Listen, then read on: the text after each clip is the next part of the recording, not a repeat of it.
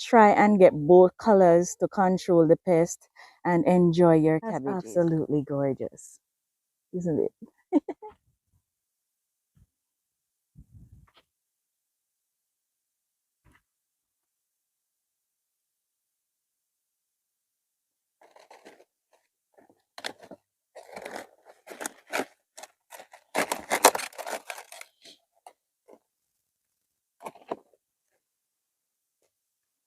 It's just so beautiful and perfect.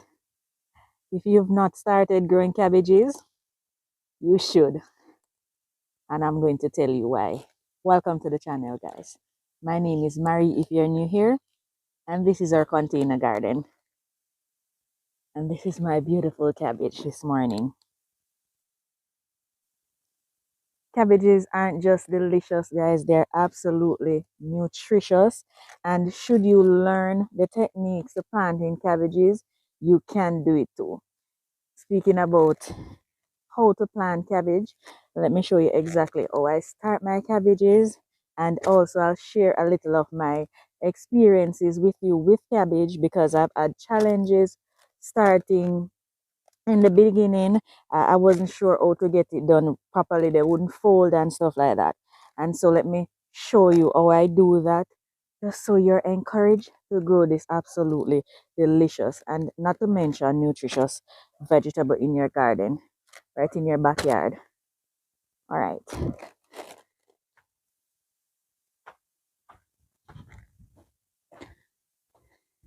This is my nursery slash drying station. I have my cayenne peppers drying here, my ginger and turmeric that I harvested drying there.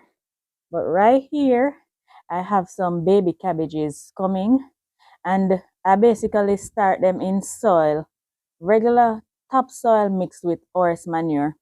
And that's just to lighten the soil so the seedlings, because they're so tiny, they grow easily. And I have both the red and green planted in here. As soon as they establish true leaves, then I start planting them out. 2 or 4 true leaves, I start planting them out into the garden. That way they're strong enough. They're not in the direct sun. They're under the garage now, but they can be sowed straight out in the sun, guys. And even under grow lights inside, you can start your seedlings. I am planting both the red and green at the same time, and that's not just for beauty. So let me explain exactly why I plant both colors. These are looking nice. These are about 5 days old now, and I have some sweet peppers coming up on this side. But let me show you exactly why I plant both the red and the green at the same time. So here I have a green, a red, a green, a red planted right next to each other. And that's because at the initial stage planting cabbages, I had so much problem with cabbage worms, and I just could not get rid of them. My way of taking care of the pest on the cabbages is by just picking them off, and it got overwhelming for me. I just could not manage to pick off all of the worms quick enough in order for them not to totally destroy my plants. There's still a little bit of pest damage on these, but I had to do some research to find out. Actually, I bumped into the red cabbage in the supermarket and planted it and realized that no, worms attacked it and they were just eating the red ones. And so I had to do a little research.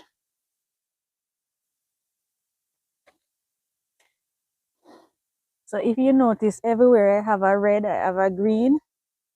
What I found out was, because the eggs, most of the insects, their eggs are green. The stink bug, their eggs are green. The hornworm, their eggs are green. The cabbage worm, their eggs are green. So they don't have brains, but they have instinct. They know that if they lay on the green cabbage, it's less likely that you will see the eggs because the eggs are green too. And so that is the reason why they always lay on the green one first. They will lay on the red, but it's when there is no green to lay on. And so I realized that planting the red next to the green, it confuses, believe it or not, it confuses the the pest from laying on your cabbage. And I've done this for about almost a year, and I've seen where it has worked. So you've asked, what do you do to keep the pest off of your plant? Guys, if I had sprayed my vegetables, there wouldn't be so much pest on the pepper right close to it. There is absolute, not even soapy water do I put on my vegetables, the cabbages, nothing at all is on them. The cabbage, the lettuce, the pak choi, I don't spray nothing. The soapy water I'll spray on like the peppers, but not the ones that I'm going to eat the leaves because we don't know what is in the soap really. So there is absolutely no spray on these. So that's one way to keep the pest. That's one way I use, and you can give it a shot too, to keep the pest off of your cabbage. And guys, I'm encouraging you to plant cabbage. Don't be shy, plant it. And if you fail, I'm going to share a little bit of my failures with cabbages with you in a minute. Let me harvest this baby. This is a gorgeous head of cabbage. Guys, please share this video for those persons who are struggling like myself when I just started. Please share the video so that others are able to be encouraged to plant cabbages.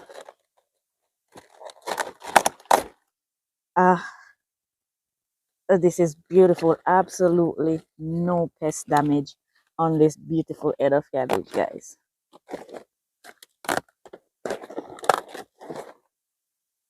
Look at that. That's absolutely gorgeous, isn't it? Let's go add this to the harvest.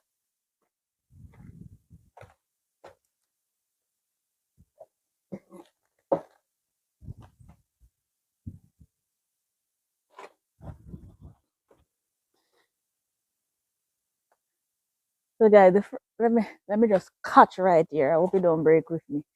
The first set of cabbages that I planted in this container right behind me. This one right here, all green cabbage, beautiful up to a point, and then the pest just totally took care of them for me. Now, when I planted that batch, I figured it was susceptible to pests because of the seeds. Those were my local seeds. And so I started to source seeds elsewhere, overseas, to plant in the garden. That was the biggest mistake. That was just a waste of money and waste of time, waste of effort, everything. It just did not do well. So when I say to you, cabbages are easy to grow, you have to take into consideration certain factors. Like the seeds, where the seeds are, they are tailored to your climate. So pay attention to the type of seed you're purchasing. If it has a certain temperature on there, check to see if it is conducive to warmer climates or colder climates. When I checked the package after the fact, I realized that the cabbages would not produce in the heat that we have here in Jamaica. And then you might be in a colder country, so the cabbages that do well in Jamaica might not do well in a colder country. So what we did is we purchased local seed, and that was a game changer. So be very mindful of the seeds that you're purchasing, not because it says cabbage mean it will do well everywhere, because I've learned that's definitely not the case. All of these cabbages planted in my garden are local cabbage seeds. I'm going to show you one cabbage now that is currently growing in the garden that was purchased overseas from, I believe it was in my garden, and those cabbages do well in cooler climates. It is growing, but let me take you up top and show you what it looks like. This one can be harvested too, but we can eat more than those. Weigh probably one weigh 3 and one about 2.5. We can eat 5.5 pounds of cabbage, so we'll leave that for a later date. Do you see the marriage we have going on here, guys? One, I harvested the green from here. This red one, even though it looks like it's there, we harvested the cabbage and already had it. These are for the rabbits, so I just leave them in place and feed them a leaf at a time. I don't give them too much cabbage. But these are planted the same way. Red, green, and it just staves off the pest. Knock on wood, I hope it remains that way. So give it a shot, guys. Plant them mixed and see if it works for you. And of course, come back and let me know in the comment. The cabbage I'm making reference to is back here on the back stand. If you notice, all of them red, green has worked out fantastic for me. Making my way back there. Don't leave me, guys. I'm on my way to you. Now, this cabbage that you're looking at right here, this cabbage is from MI Gardener. It is growing, but it is not thriving. And it is planted in the same soil that my other cabbages are planted in. It is starting to fold. Let me try and show you. It is starting to fold.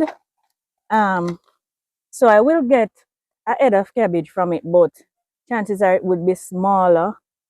And so I encourage you to plant the seed that is available and specify the temperature in your country or in your zone so you plant the right one. Yeah, so that's that on the seeds purchasing. No, can you see the scallion right here? I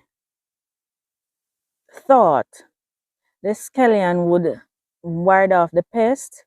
Alliums usually do, or they should do, but in my garden, guys, I believe the pests have become immune to the alliums because they're now laying their eggs on the onion, the scallion. They're eating the onion, scallion, the garlic. So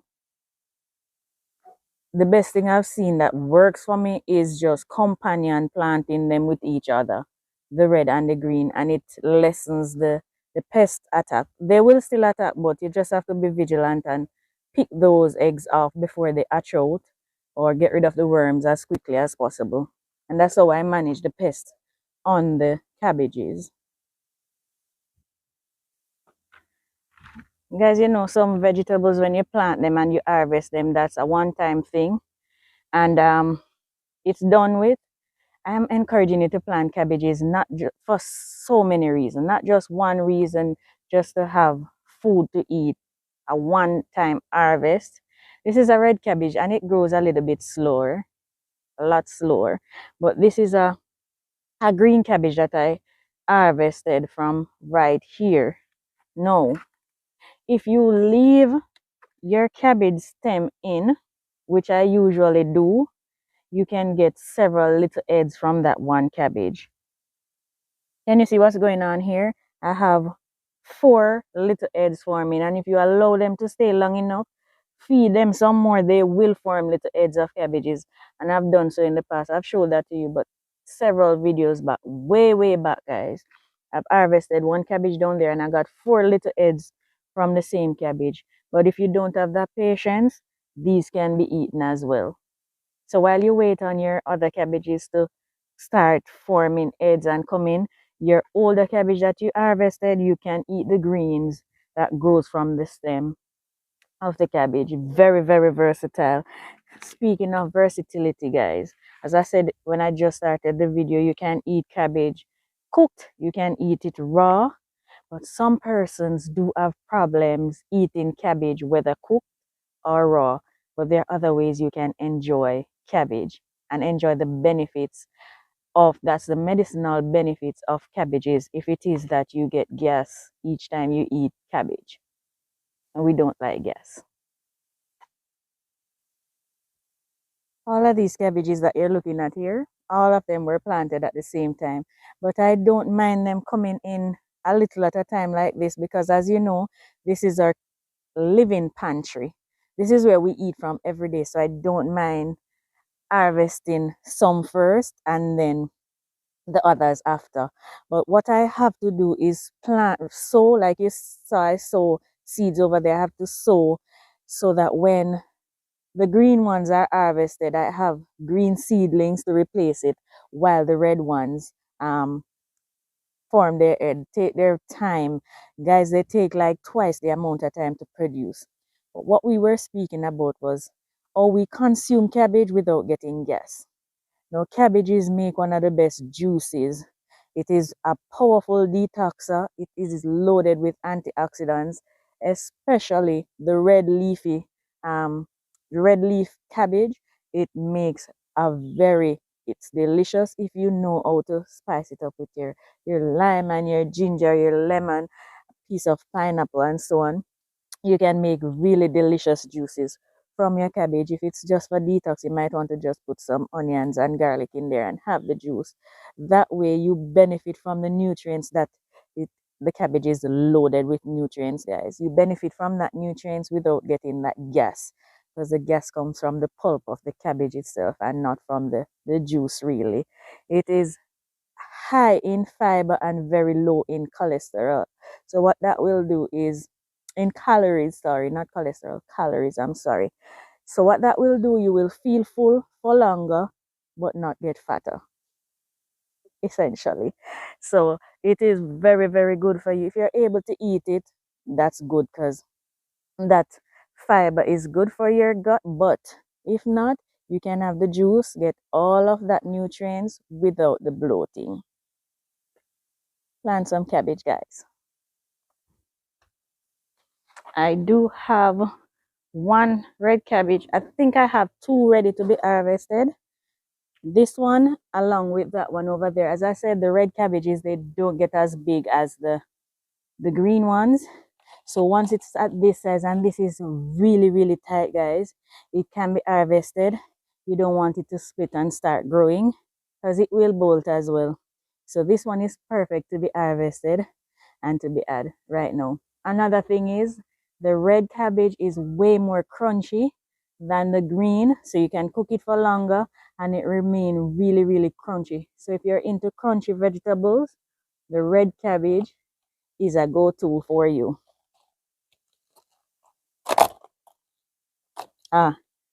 This weighs about 1 pound, but it is really, really tight inside. It's a beautiful head of cabbage. All right. So I went and got my cabbages to show you. Well, this is my harvest, but I wanted to show you the size comparison. Did you see my harvest? I wanted to show you the size comparison with when I've seen huge red cabbages. Let me show you with the smaller one. This is the bigger one. This is the smaller one with my cabbages. As you can see, the red one is very small compared to the green ones. But guys, I understand this one is loaded with more nutrients than the green, and usually anything red, it's actually purple, but anything red is good for the blood, and so I'd rather to eat this little one than this big one if I'm going to get the nutrients that my body needs. Yes, so plant cabbage. So let us quickly recap the reason I'm encouraging you to plant cabbages. So guys, the most important thing to do, well, the most important thing to do is really planting cabbage. But then the second most important thing to do is to choose the right seeds to plant, because that's where you need a foundation. Without a foundation, you're really, really shaky. And so the first thing is research the type of seed that does well in your zone or your country, the area that you're living in, to plant. Now, if there's a soil specification based on where you live, choose that as well. I use regular topsoil, dirt mixed with my manure, and sow my seeds. Another thing, if you're sowing your seeds and you're not seeing them germinating, chances are there might be pests inside of your soil.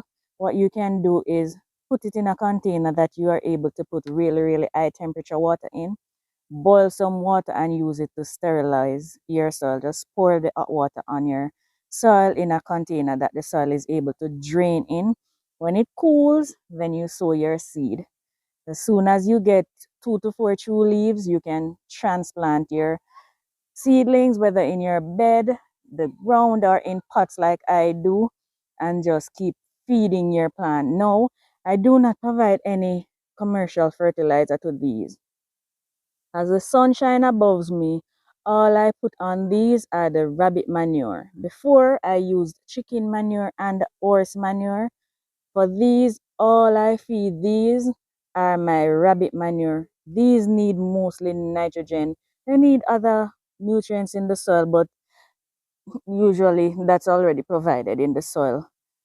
For sandy soil, may not, but if you have sandy soil, just add some compost to it and it will grow. I don't add any fertilizer to these. All I add is the rabbit manure, and that's because rabbit manure isn't high in just nitrogen. It has potassium, calcium. It has a lot of nutrients in there, and so that is why my preferred manure is the rabbits. Hence the reason I got them.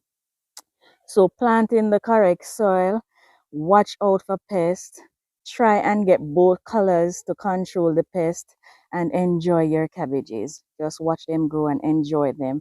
And please leave comments and let me know if you are going to try, if you have been trying, if you have been successful or if you have failed like myself many times. Let me know in the comment, guys. And also remember to share the videos that I post on a daily basis for others to learn and to be encouraged by them. All right. Thank you so much for watching. And again, plant cabbage. Plant it, guys. You won't regret it. All right. Please subscribe if you've not already done so. Please like and share the videos. Leave your comments. Be good. As I always say, be the light in somebody's life today. All right, guys. Take care, my members. Big up yourselves. Appreciate you all. Take care.